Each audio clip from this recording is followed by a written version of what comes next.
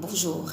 Aujourd'hui, nous allons parler du Brexit, mais du Brexit et de l'Erasmus. Oui, parce que c'est le sujet qui nous concerne. Tout le monde a parlé du Brexit, mais en ce qui nous concerne, et pour rester dans mon domaine de prédilection, j'ai osé parler de ce sujet parce qu'il est important pour beaucoup de jeunes, beaucoup d'étudiants, de savoir quel sera leur sort dans les prochains mois à venir, dans les prochaines années à venir.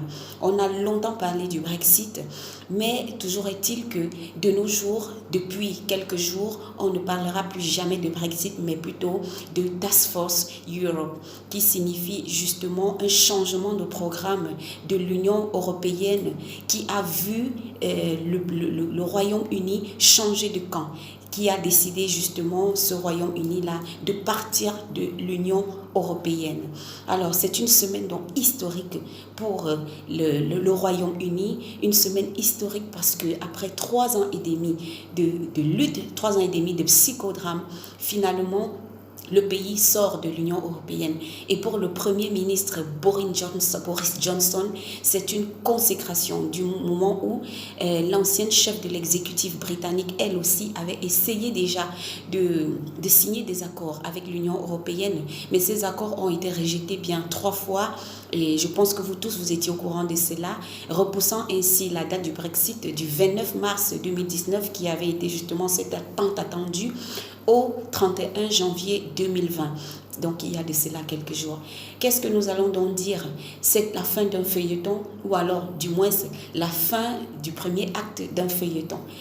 Parce qu'il faut savoir qu'en réalité, même si le Royaume-Uni a décidé de partir de l'Union européenne, il restera pendant 1 an, c'est-à-dire depuis la date de séparation officielle de 31 janvier 2020 jusqu'au 31 décembre 2020, il restera attaché à l'Union européenne. C'est ce qu'on appelle donc une période de transition. Cette période de transition est une période qui permettra aux deux parties de définir les clauses et les termes de séparation afin que chacun puisse prendre sa route et de savoir qu'est-ce qui pourrait encore les lier dans un futur proche.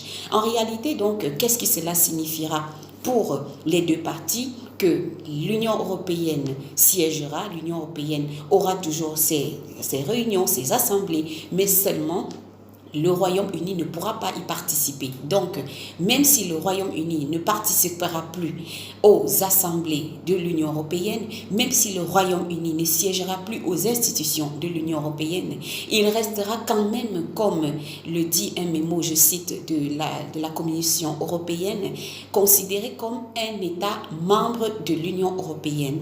Mais qu'est-ce qui va donc se passer? Qu'est-ce qui changera au niveau des études? Qu'est-ce qui va changer pour les étudiants Erasmus?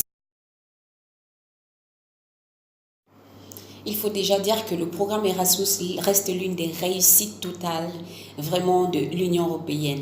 Et depuis sa création en 1987, le programme Erasmus a bien vu 9 millions de participants adhérer à ce programme. Et donc, pour les jeunes étudiants de l'Europe, que ce soit même de l'Afrique qui viennent en Europe pour leurs études, le Royaume-Uni est resté toujours l'une des destinations les plus désirées.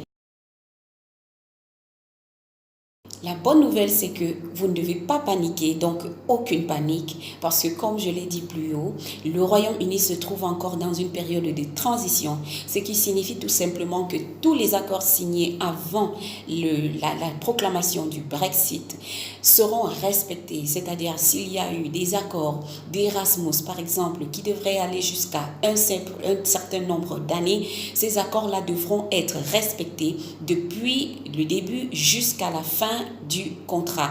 Donc, pour vous qui rêvez d'aller en Erasmus, en Angleterre, ne vous découragez pas, déposez vos dossiers parce qu'en réalité, il n'y aura pas de changement, que ce soit au niveau des préinscriptions, des frais d'inscription, de logement, des alternances, et également des bourses d'études en ce qui concerne mes frères pour qui je fais cette vidéo.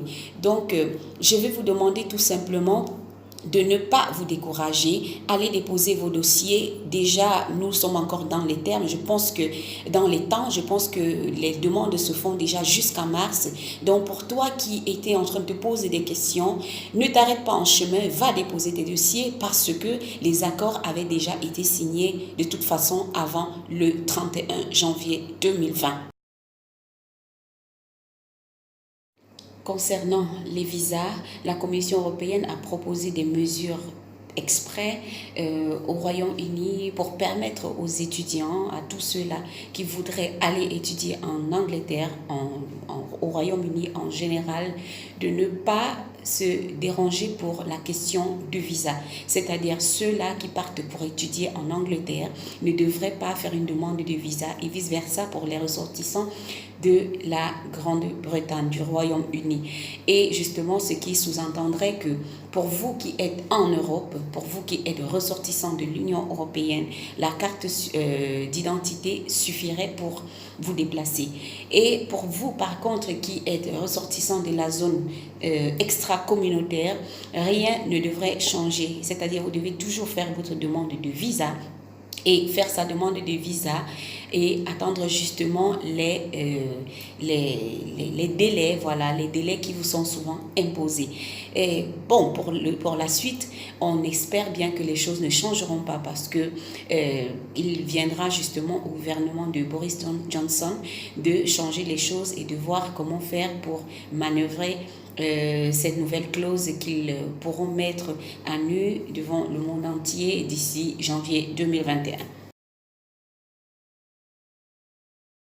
À ce niveau, aucun changement, justement parce que le Royaume-Uni reste justement dans l'espace européen de l'enseignement supérieur mis en place dans le cadre de la Bologne, processus intergouvernemental entre 48 pays, vous le savez bien, donc qui a justement qui a décidé de cette généralisation des crédits. Ça veut dire quoi? Que si vous êtes en Angleterre, si vous partez au Royaume-Uni, les crédits que vous allez pouvoir recevoir là-bas seront les crédits qui seront reconnus ici en Europe. Voilà, ce que je vais dire par rapport à cette question, c'est tout simplement qu'il subsiste beaucoup de zones d'ombre. C'est un nouveau chemin que l'Union européenne et justement également le Royaume-Uni est en train de parcourir. Nous tous, nous attendons quelles seront les retombées de ce Brexit comme j'ai dit, qu'on n'appellera plus désormais Brexit, mais Task Force Europe. On verra bien ce qui changera dans le domaine des études et des étudiants et de tout le reste, mais toujours est-il que cette période de transition servira à clarifier beaucoup de zones d'ombre.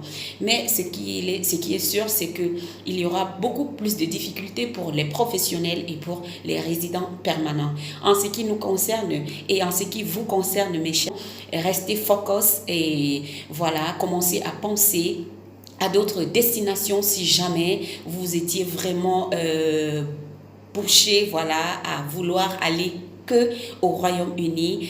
Allez-y déjà pour cette année et ce sera une chose à la fois. L'année prochaine, on verra ce qui arrivera d'ici janvier 2021. Donc, c'était tout pour aujourd'hui. J'espère que cette vidéo vous aura été utile. On se verra à la prochaine. C'était Miss Michelle.